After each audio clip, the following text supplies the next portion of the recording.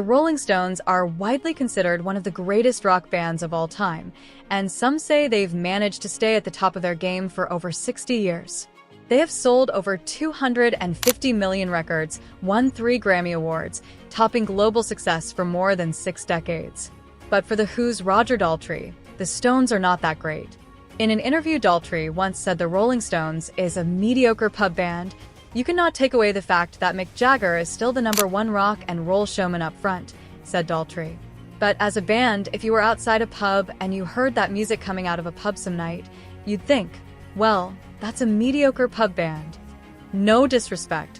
In an interview with Coda Collection, Daltrey credited the Stones with writing some great songs in the blues format and compared the Beatles and the Rolling Stones to apples and cheese. "They're both really tasty, but the cheese does one thing and the apple does another," said Daltrey. McCartney also elaborated that he is a fan of the Stones, but just believed the Beatles were a better band. "They are rooted in the blues," said McCartney. "When they are writing stuff, it has to do with the blues.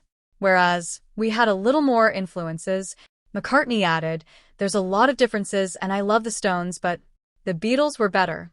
In response to McCartney's comments, frontman Mick Jagger recently told Zane Lowe on Apple Music that there's no competitions between both artists, then joked that the Beatle would be joining them in a blues cover during a recent show.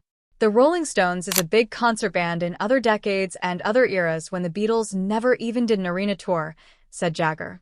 "They broke up before that business started. The touring business for real."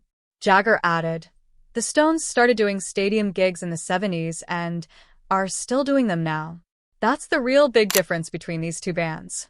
One band is unbelievably luckily still playing in stadiums, and then the other band doesn't exist." Jagger has not responded to Daltrey's latest comment on the band. The Rolling Stones are currently finishing up their No Filter tour.